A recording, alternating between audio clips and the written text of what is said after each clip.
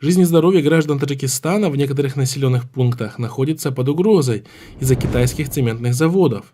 Об этом сообщает Азади. Китайские цементные заводы, являющиеся предметом гордости для Рахмона, который преподносил их открытие как некий успех его правительства, теперь вызывает недовольство со стороны народа.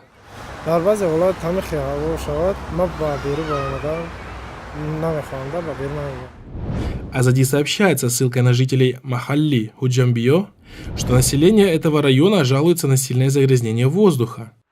Нафаскаши душвор мешавад, роҳи нафасро мегирад, чанг ғубор, ба шишу дили ҷигар залал дорад. Мы эту пыль потом собираем с автомобилей, с домов. Дышать практически невозможно, сказал один из жителей этого района. Еще один из жителей Махалли сообщил, что ночью выбросов в воздух становится еще больше.